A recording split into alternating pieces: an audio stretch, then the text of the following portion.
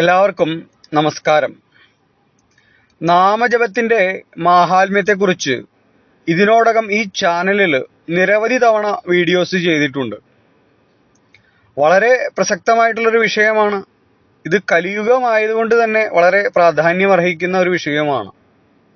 കാരണം കലിയുഗ ധർമ്മം തന്നെ തിരുനാമജപമാണ്. എടുത്തു പറഞ്ഞാൽ ഹരിനാമജപം, ഹരിനാമ സങ്കീർത്തനം. നാമസങ്കീർത്തനം ധാരാളം മതിയാകും കലിയുഗത്തിൽ പരമപുരുഷാർത്ഥമായ മോക്ഷവും അതിനപ്പുറത്തെ ഭക്തിയും നേടാൻ. 3 പുരുഷാർത്ഥങ്ങൾ നമുക്കറിയാം, ഭൗതികമാണ്. അത് ധർമ്മമായിക്കോട്ടെ, അർത്ഥമായിക്കോട്ടെ, കാമമായിക്കോട്ടെ. 4ാമത് പുരുഷാർത്ഥമായിട്ടുള്ള പരമപുരുഷാർത്ഥം മോക്ഷം. അതാണ് ഓരോ ജീവാത്മാവിൻ്റെയും ലക്ഷ്യമെന്നൊക്കെ പറയും നമ്മൾ. ഇതിഹാസ പുരാണങ്ങളും ഉപനിഷത്തുകളെല്ലാം അതിനെ സാധൂകരിക്കുന്നു.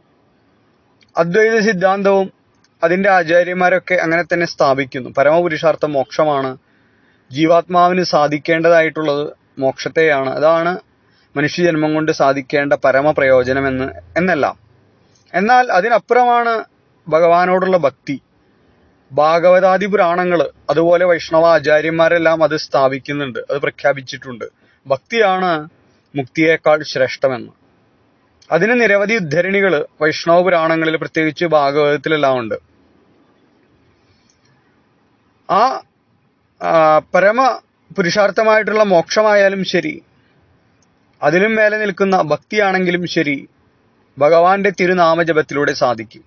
നിരന്തരമുള്ള നാമസങ്കീർത്തനത്തിലൂടെ എല്ലാ കൽമഷങ്ങളും മനസ്സിന്റെ മാലിന്യങ്ങളും തീർന്ന് അന്ധക്കരണശുദ്ധിയും ഇന്ദ്രിയശുദ്ധിയും എല്ലാം വരുന്നതാണ്. ജന്മജന്മാന്തരങ്ങളായിട്ട് ചെയ്തിട്ടുള്ള പാവങ്ങൾ, ഈ ജന്മത്തിൽ ഈ നിമിഷം വരെ ചെയ്തിട്ടുള്ള പാവങ്ങൾ തീരാനും നാമജപം കലിയുഗത്തിൽ ധാരാളം മതിയാകും.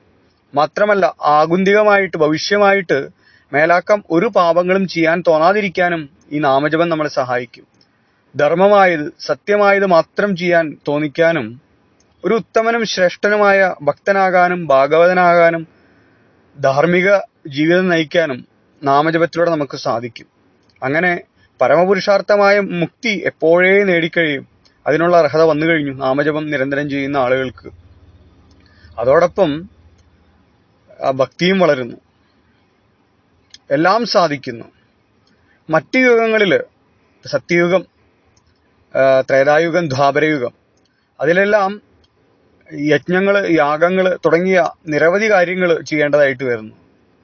ധ്യാനം, പതഞ്ജലി മഹർഷിയുടെ ധ്യാനയോഗം, രാജയോഗം എന്നെല്ലാം പറയുന്ന കാര്യങ്ങൾ, ഷഡ്ചക്രങ്ങളെ ഉണർത്തി, കുണ്ടലിനി ശക്തിയെ ഉണർത്തി, അത്തരത്തിലുള്ള അഷ്ടാംഗ യോഗകൾ, ഇതെല്ലാം സാധിക്കുക മറ്റു 3 യുഗങ്ങളിലാണ്. കലിയുഗത്തിൽ ഇതൊന്നും സാധ്യമല്ല. മനസ്സ് ചഞ്ചലപ്പെട്ടിരിക്കുകയാണല്ലോ. കലിയുഗത്തിൽ എല്ലാവരും ജന്മന ശൂദ്രരാണ്.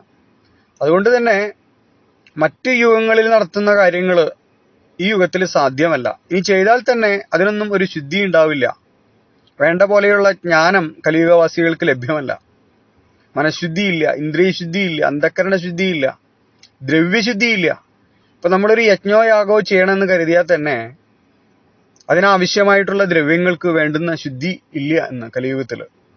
അത് നമ്മൾ ശേഖരിക്കുന്ന കടയിൽ നിന്നും വാങ്ങുന്ന ഏത് ദ്രവ്യമായിക്കോട്ടെ, നെയ്യോ അവിലോ മലരോ എന്തു തന്നെ ആയിക്കോട്ടെ, അതിനൊന്നും വേണ്ടുന്ന ശുദ്ധി ഇല്ല കലിയുഗത്തിൽ. അതുപോലെ തന്നെ ധ്യാനം സാധ്യമാവുക എളുപ്പമല്ല. അത്രയും ചുറ്റും മലിനമാണ്, ഒരു ശാന്തത എങ്ങുമില്ല. അതുകൊണ്ട് തന്നെ അതൊന്നും സാധ്യമല്ല കലിയുഗത്തിൽ. എന്നാൽ നാമജപത്തിന് യാതൊരു വിധത്തിലുള്ള നിബന്ധനകളും ഇല്ല, ആർക്കും സാധിക്കും. അതിന് ബ്രാഹ്മണനെന്നോ ക്ഷത്രിയനെന്നോ വൈശ്യനോ ശൂദ്രരോ എന്നൊരു വ്യത്യാസമില്ല, ആശ്രമ വ്യത്യാസമില്ല, ഗൃഹസ്ഥനോ സന്യാസി എന്നുള്ള വ്യത്യാസങ്ങളൊന്നും ഇല്ല എന്ന് പറയാണ്. പറഞ്ഞു വരുന്നത് 4 ആശ്രമങ്ങളിൽപ്പെട്ട ആളുകൾക്ക്, 4 വർണ്ണങ്ങളിൽപ്പെട്ട ആളുകൾക്ക് ആർക്കും നാമജപം ചെയ്യാവുന്നതാണ്. ശുദ്ധ അശുദ്ധങ്ങളുടെ പ്രശ്നമില്ല. പുണ്യപാവങ്ങളുടെയോ അർഹതയുടെയോ ഒരു ചോദ്യം ഇവിടെ ഉദിക്കുന്നില്ല. എല്ലാവരും അർഹരാണതിൽ. കലിയുഗത്തിന്റെ ധർമ്മവും ഇതാണ്. അതുകൊണ്ട് തന്നെ നാമജപം വളരെ ശ്രേഷ്ഠമാണ്. പ്രത്യേകിച്ച് ഹരിനാമജപം എന്നെടുത്ത് പറയുന്നുണ്ട്. ഭഗവാൻ ശ്രീകൃഷ്ണനെയാണ് കലിയുഗത്തില്, എല്ലാ യുഗത്തിലും എന്ന് വൈഷ്ണവർ പറയും. മറ്റു ശാക്തേയ അതുപോലെ ശൈവ ഗാണപത്യ സ്കന്ധ നിരവധി വരുന്ന സമ്പ്രദായങ്ങളുണ്ടല്ലോ. അതുകൊണ്ട് എടുത്തു പറയട്ടെ, കലിയുഗത്തില് ഹരിയെയാണ് ഭജിക്കേണ്ടത്, ഹരിനാമ സങ്കീർത്തനമാണ് ചെയ്യേണ്ടത്, ശ്രീകൃഷ്ണനെയാണ് ഭജിക്കേണ്ടത്. അപ്പോൾ ഭഗവാന്റെ നാമങ്ങൾ ജപിക്കുക, ഭഗവാനെ സമ്പൂർണമായിട്ട് അഭയം പ്രാപിക്കുക, ഭഗവാന്റെ നാമത്തെ അഭയം പ്രാപിക്കുക. ഭഗവാനും ഭഗവാന്റെ നാമവും രണ്ടല്ല, ഒന്ന് തന്നെയാണ്. ഭഗവാന്റെ എല്ലാ ശക്തിയും ഭഗവാന്റെ നാമത്തിലുണ്ട്. ഭഗവാൻ തന്നെയാണ് ഭഗവാന്റെ നാമം. ഭൗതികമായ വസ്തുക്കളുടെ നാമവും അവയും തമ്മിൽ വ്യത്യാസമുണ്ട്. അതുപോലെയല്ല ഭഗവാന്റെ ശരീരം നമ്മുടെ ശരീരം വ്യത്യാസമുണ്ടല്ലോ. നമ്മുടെ ശരീരവും ആത്മാവും വേറെയാണ്, എന്നാൽ ഭഗവാന്റെ ആത്മാവും ശരീരവും ഒന്ന് തന്നെയാണ്. ഭഗവാന്റെ രൂപം, നാമം, ഗുണം, ലീല ഇതെല്ലാം തന്നെ ഒന്നാണ്, ഭഗവാൻ തന്നെയാണ്. ഭഗവാനിൽ നിന്നും അന്യമല്ല, അത് വേറെയല്ല. അതുകൊണ്ട് തന്നെ ഭഗവാന്റെ നാമത്തെ അഭയം പ്രാപിക്കുക കലിയുഗത്തില്. പറഞ്ഞു, മറ്റുള്ള യുഗങ്ങളിൽ സാധ്യമായിരുന്നു യാഗയജ്ഞാദികളെല്ലാം, ധ്യാന സമ്പ്രദായങ്ങളെല്ലാം. എന്നാൽ ഈ യുഗത്തിൽ അത് സാധ്യമല്ല. അതിനുള്ള കാരണങ്ങൾ നമ്മൾ പറഞ്ഞു. അതുപോലെ ദ്രവ്യങ്ങൾ സമാഹരിക്കണം. ഇപ്പോൾ യാഗയജ്ഞങ്ങളൊക്കെ ചെയ്യുകയാണെങ്കിൽ ഒരുപാട് പണത്തിന്റെ ആവശ്യമുണ്ട്. അതുപോലെ ദ്രവ്യങ്ങൾ ഒരുപാട് ആവശ്യമുണ്ട്. അതിനനുസരിച്ചുള്ള സ്ഥലങ്ങൾ ആവശ്യമുണ്ട്, അല്ലേ? എന്നാൽ ഇതിന് അങ്ങനെ പ്രത്യേകിച്ചൊന്നുമില്ല. ശുദ്ധാശുദ്ധങ്ങളുടെ പ്രശ്നമില്ല. താന്ത്രിക വിധികൾക്ക് ശുദ്ധാശുദ്ധങ്ങളുടെ പ്രശ്നമൊക്കെ ഉണ്ട്. എന്നാൽ ഇതിന് അങ്ങനെ ഇല്ല എന്ന് പറയാണ്. അങ്ങനത്തേതായ ഒരു പ്രശ്നങ്ങളും ഇല്ല. സ്ഥല, കാല, ദേശ ഒരു വ്യത്യാസങ്ങളും ഇല്ല. ഏത് രാജ്യത്തിരുന്നും ഏത് ദേശത്തിരുന്നും ഏത് സമയത്തും ത്രിസന്ധ്യകൾ എന്നൊന്നുമില്ല. ഏത് സമയത്ത് വേണമെങ്കിലും നമുക്കിത് സാധിക്കും. ഇനി കുളിച്ചിട്ടുണ്ടോ കുളിച്ചിട്ടില്ലേ, ശുദ്ധമാണോ അശുദ്ധമാണോ എന്നൊന്നും നോക്കേണ്ട കാര്യമില്ല. ഒരു ദ്രവ്യങ്ങളുടെയും ആവശ്യമില്ല. നമുക്ക് ഈ നാവ് കൊണ്ട് ജപിക്കാം. ഉറക്കെ ജപിക്കണമെങ്കിൽ ഉറക്കെ ജപിക്കാം. നാമസങ്കീർത്തനമൊക്കെ ആകുമ്പോൾ സംഗീതം എല്ലാം ചേർത്തുകൊണ്ട് ഉറക്കെ മറ്റുള്ളവർക്കും കേൾക്കുന്ന വിധത്തിലാകാം നാമസങ്കീർത്തനം ചെയ്യുന്ന സമയത്ത്. എന്നാൽ ജപിക്കുന്ന സമയത്ത് നമുക്ക് മനസ്സിൽ ജപിക്കാം. പല വിധത്തിൽ ജപങ്ങളുണ്ട്, അറിയാമല്ലോ. നമുക്ക് നടന്നോ ഇരുന്നോ കിടന്നോ എങ്ങനെ വേണമെങ്കിലും നമുക്ക് സാധിക്കും.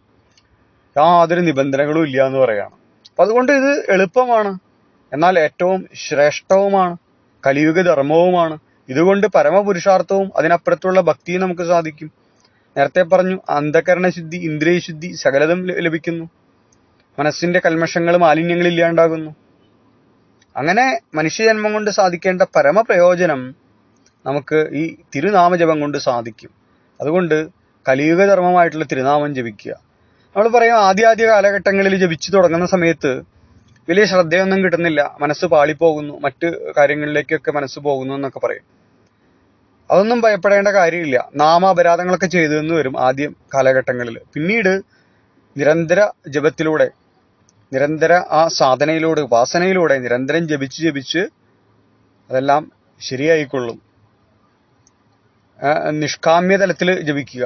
ഭക്തി നിഷ്കാമ്യമായിരിക്കണം, നിഷ്കളങ്കമായിരിക്കണം, നിർവ്യാജമായിരിക്കണം, നിഷ്കപടമായിരിക്കണം, അചഞ്ചലമായിരിക്കണം. അതാണ് ശുദ്ധമായ ഭക്തി, അനന്യഭക്തി, പരാഭക്തി. അങ്ങനെ ആ പരമഭക്തിയോടുകൂടെ ഭഗവാന്റെ തിരുനാമങ്ങൾ ജപിക്കുക. അങ്ങനെ കലിയുഗ ധർമ്മമായിട്ടുള്ള നാമസങ്കീർത്തനത്തിലൂടെ, നാമജപത്തിലൂടെ പരമപുരുഷാർത്ഥത്തെയും അതിനപ്പുറത്തുള്ള പരമമായ ഭക്തിയെയും നേടുക.